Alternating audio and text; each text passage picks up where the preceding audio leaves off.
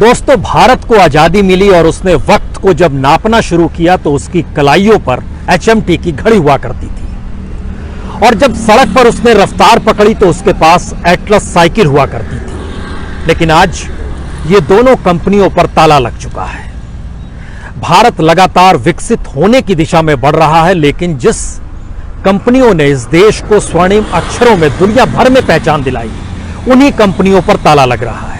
1951 विभाजन के बाद भारत में जितनी बड़ी तादाद में रिफ्यूजी आए, उस दौर के बहुत सारे दृश्य आपके जहन में याद आते होंगे। साइकिल पे ही सवार थे और मौजूदा वक्त में जब लॉकडाउन की स्थितियां हैं तो हमारे सामने एक दो नहीं कई तस्वीरें आई जो साइकिल पर ही सवार थी। ज्योति गुड़गांव से निकलती है और दरभंगा तक अपने पिता को लेकर चली जाती है।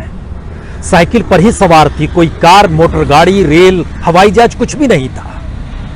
और अलग अलग जगहों से जब हमने जुगाड़ करना शुरू किया, समझना शुरू किया कि कितनी बड़ी तादाद में साइकिल ने इस लॉकडाउन के वक्त में लोगों का साथ दिया, तो हैदराबाद से निकलकर झारखंड के गोड्डा तक जाने के लिए 19 दिन का सफर करते हुए 5 मजदूर निकले। उन 5 मजदूरों में से 3 मजदूरों ने बताया, एक मोहम्मद जफर फारूक और एक मोहम्मद आजाद है। इन्होंने कहा कि मोबाइल बेची और साइकिल खरीद ली और 19 दिन का सफर करके झारखंड पहुंच गए। इंदौर से जमशेदपुर के लिए निकले थे ज्ञान सागर, उनके साथ 4 परिवार और थे। परिवार का मतलब पत्नी भी साथ थी। पत्नी के जेवर बेचे गए। जिनके पास पैसा नहीं था उन्होंने अपने घर में बकरियां बेची और किसी तरीके से पैसा ट्रांसफर किया बैंक में। और जो इंदौर में परिवार रह रहा था उसके पास पैसा आया, उसने वहां पर साइकिल खरीदी और साइकिल से इंदौर से निकलकर वो जमशेदपुर तक लगातार सफर करते हुए पहुंच गया।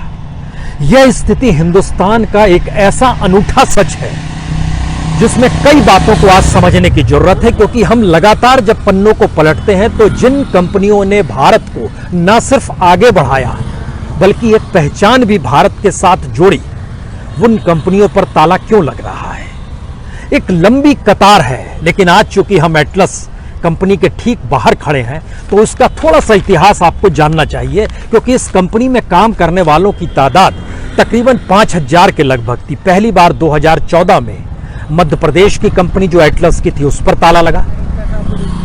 उसके 4 बरस के बाद 2018 में सोनीपत में वहां पर जो कंपनी थी वहां पर ताला लगा और अब 1 दिन पहले साहिबाबाद जो उत्तर प्रदेश की कंपनी है यहां पर भी ताला लग गया। और कंपनी की तरफ से बहुत साफ कहा गया, पैसा है ही नहीं, कैश है ही नहीं, वर्कर्स तक को देने का पैसा नहीं है। तो हम जिन परिस्थितियों में हैं, ये वो कंपनी है जिसने एक वक्त 1 महीने में 40 लाख साइकिलें बनाई। भारत सही मायने में साइकिल पर ही तो सवार होकर आजादी के बाद निकला था।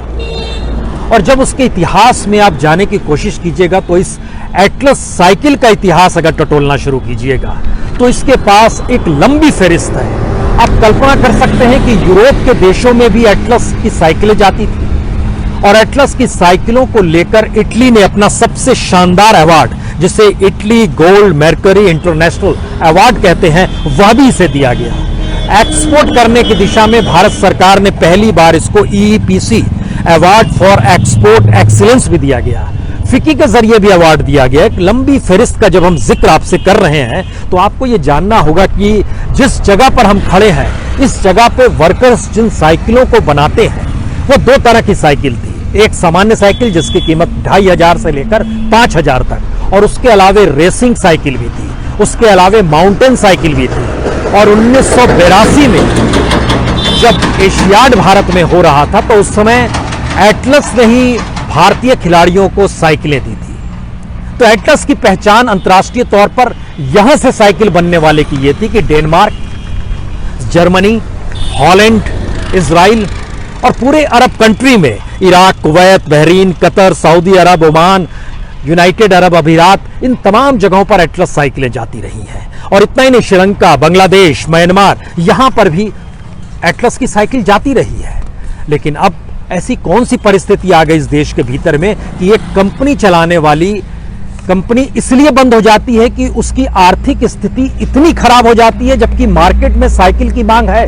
यह अलग मसला है कि इस दौर में साइकिल की मांग कम होती चली गई, लेकिन आपको जानकर यह भी हैरत होगी, दुनिया की जो सबसे महंगी गाड़ियां बनाती हैं उन्होंने भी महंगी महंगी साइकिलें बनानी शुरू की। लैम्बोर्गिनी ने भी साइकिल बनानी शुरू की और उसकी कीमत 6 लाख तक है।